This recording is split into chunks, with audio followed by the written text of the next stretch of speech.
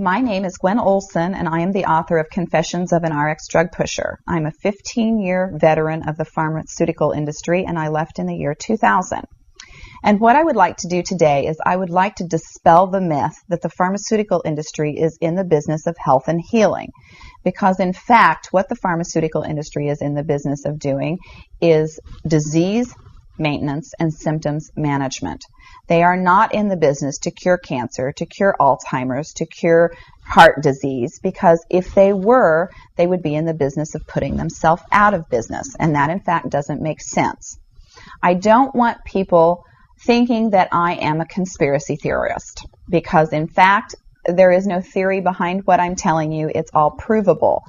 And what I'm saying is provable is that the pharmaceutical industry doesn't want to cure people. You need to understand, specifically when we're talking about psychiatric drugs in particular, that these are drugs that encourage people to remain customers of the pharmaceutical industry. In fact, you will be told if you're given a drug such as an anxiolytic or an antidepressant or an antipsychotic drug that you may be on the drug for the rest of your life.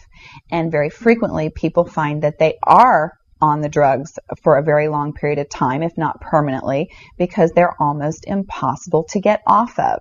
Some of them can have very serious withdrawal symptoms, and most of them can have extremely serious withdrawal symptoms if they're stopped cold turkey, but some people even experience withdrawal symptoms when they try to titrate or they try to eliminate the drug little by little, day after day. So it's really important to understand the motivation behind all of the current maintenance drugs that are on the market, even, for example, drugs such as cholesterol-lowering drugs. And what we are in fact finding now is that cholesterol drugs are lowering cholesterol excessively and causing other disease states as a consequence. So you need to be careful about trying to take drugs in order to remain healthy, because you're never going to have anyone come to you and tell you that the drugs are always tried against a placebo in clinical trials. What a placebo is a sugar pill. And in fact, many drugs are not found to be much more efficacious than the sugar pill. And in a case in point actually is the recent clinical trials that were released in the meta-analysis that came out of the UK on antidepressants, on the newer SSRI, selective serotonin reuptake inhibitor antidepressants. And what was found was the information that activists and other researchers have known for decades, was that antidepressants are no more effective than placebo, no more effective than sugar pills. But yet there are over 44 million people that have been taking these antidepressants, and a large number of them people that have mild to moderate depressive episodes. In fact, they prove that the antidepressants were not effective in anyone, with the exception of some of the most severely depressed patients. And I can tell you from personal experience that there are a number of things that depressed patients can do to improve their mental status aside from drugs that are quite effective, and in fact more effective than placebo. Another recent study that was released showed that exercise was in fact more effective than either placebo or the antidepressant drug that they were compared to. But just like Bill Maher said in his show, you know, we're never going to hear any ads on television that are sponsored by anybody saying, you know, the New England Journal just announced that exercise is twice as effective as antidepressants in curing depression.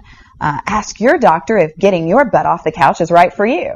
You know, you're never going to get that kind of good information, fair, balanced information, as long as pharma is funding the major TV stations, the advertising that supports those television stations, the major journals, and all of the advertising that supports the major journals.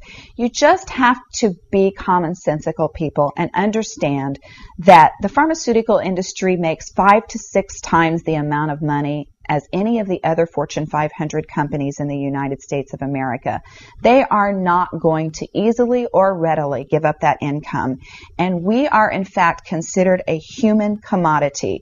Our loved ones, our children, our elderly are considered cash cows that are preyed upon by pharmaceutical reps such as myself, who are encouraged to go in and build market shares without thinking about the consequences to patients, without knowing the misinformation that they are distributing, without being aware that the clinical data has been contrived, or that the patient populations have been cherry-picked, or that the side effects have been minimized and reported in such a manner that it doesn't present the information correctly. I spent 15 years in this industry. I was one of the best, but I'm here to tell you that the industry has run amok, that we are at a severe crossroads in this nation, and that we have got to take our power back, and we have got to start making the pharmaceutical industry accountable for their actions and for the defective products that they're putting on the market. It won't be long before every American is affected by this disaster, and we need to be aware of what the differences are between diseases, between disorders, and between syndromes. Because if it doesn't have to be scientifically proven, if there are no tests, if there are no blood tests, CAT scans, urine tests, MRIs, if there is nothing to document that you have a disease, then you in fact do not have a disease, you have a disorder. And it has been given and has been diagnosed pretentiously. And you need to get yourself educated and understand that there are options, and those options are much more effective than drugs. You need to look into the nutritional aspects of your diet and your lifestyle aspects. Are you exercising? Are you taking care of yourself in the ways that you need to be proactive about your health? Because once you start down the road of taking one prescription drug on top of the other, you will be a lifelong customer for the pharmaceutical industry, and your choices will be truncated. So I would like to ask you to please self-educate, be proactive, and share the information with others. The next victim could be someone that you love. Thank you.